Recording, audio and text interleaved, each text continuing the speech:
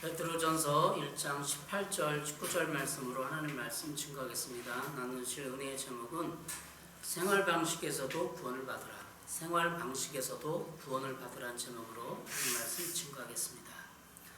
사랑하는 성도 여러분, 우리는 구원이라는 단어를 들을 때 보통 무엇을 가장 먼저 떠올립니까?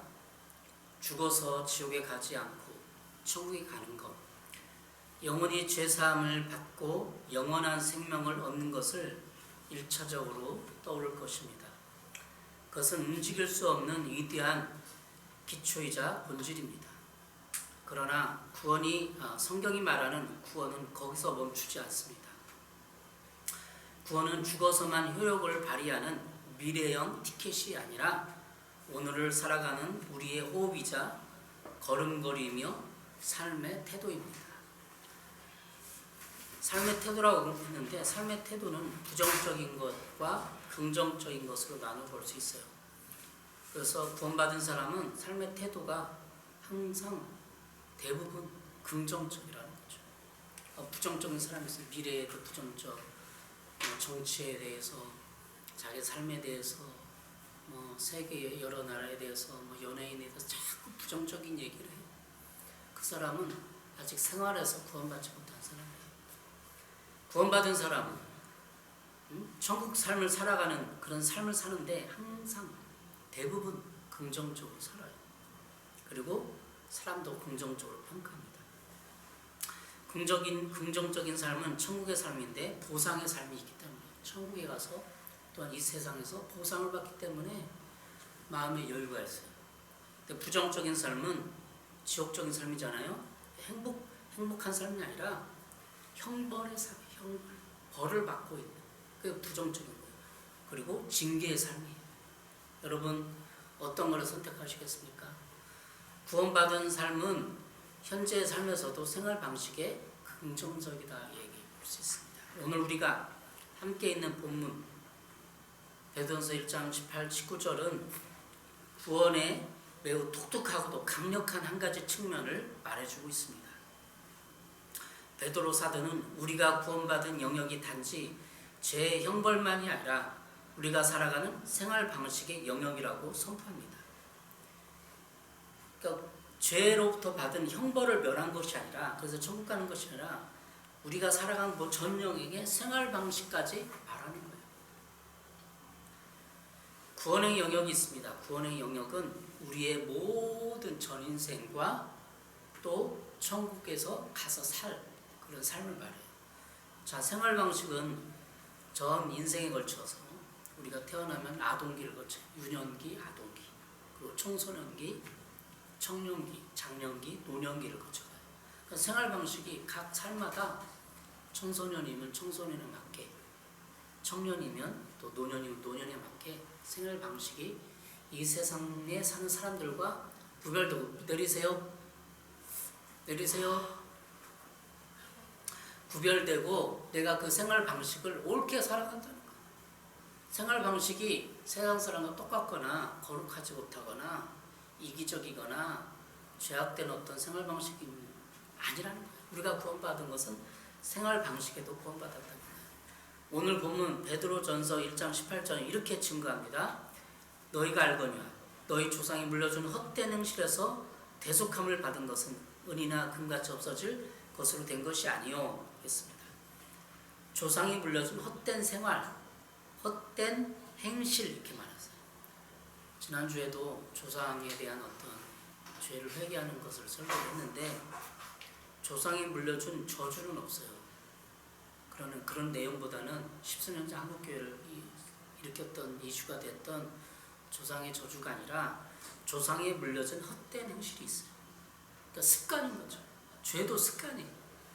내가 죄를 한 개 반복해서 계속 지면 습관이 되고 습관을 통해서 내 자녀들이 답습하게 되고 그래서 조상이 물려준 헛된 행실에서 벗어날 수 있어야 돼요. 예수 믿으면 헛된 행실에서 구원받아야 돼요. 그러니까 구원은 받았는데 교회에서 예수님 믿는다고 죄 구원은 받았는데 헛된 행실은 여전히 부모님이 아빠 엄마가 물려준 헛된 행실을 하고 있어요. 그건 구원받은 게 아니에요. 생활에서도 구원받으라는 거죠. 이거를 세번역 성경은 이렇게 말합니다. 여러분은 조상으로부터 물려받은 여러분의 헛된 생활 방식에서 해방되었습니다. 네. 그렇습니다. 예수 그리스도 십자가 사건은 우리를 과거의 구습과 가문과 세상으로부터 흘러내려온 악한 영적 유산, 즉 헛된 생활 방식에서 건져내신 사건입니다. 오늘 말씀을 통해 우리의 영혼뿐만 아니라 매일의 삶의 양식과 습관, 가치관까지도 온전히 구원받는 은혜가 임하기를 주님의 이름으로 축원합니다. 자, 첫 번째 오늘 본문에서 우리가 기억할 것, 자, 조상으로부터 물려받은 헛된 생활 방식의 실체를 말해주고 있는 거예요.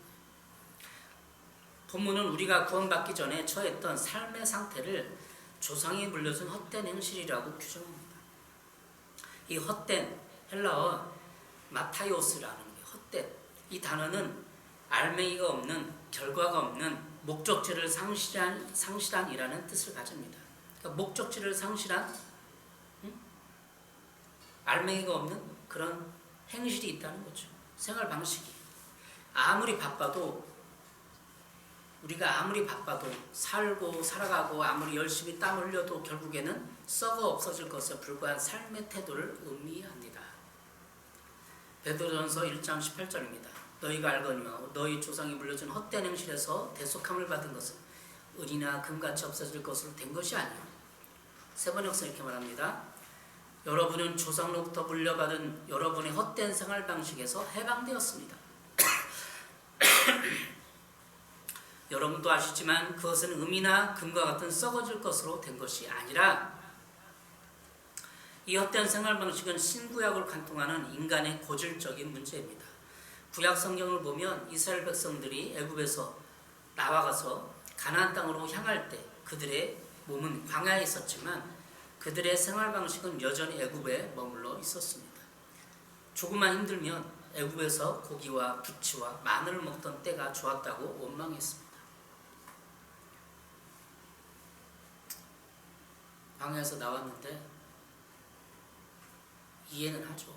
원망 마음이 들겠죠. 그때는 따뜻한 집에서 했는데 지금 천막치고 집도 없고 먹을 것도 변변치 않고 인간이면 누구나 원망할 수 있어요. 근데 그 원망감이 과거에 했던 그런 종노릇했던 생활 방식이라는 거예요.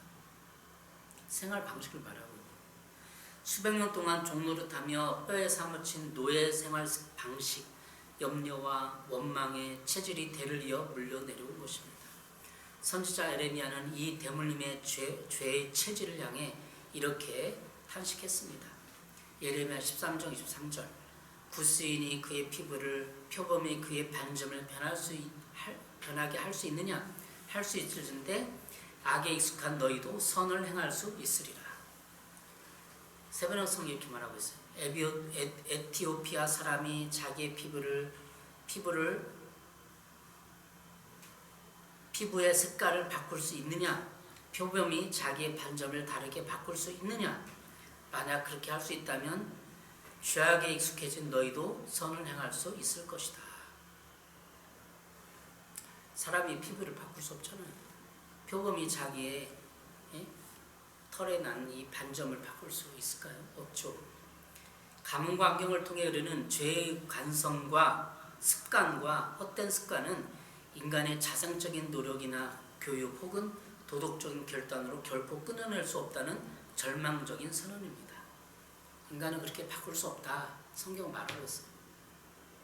에티오피아 사람의 검은 피부가 자기가 바꿀 수 있어요?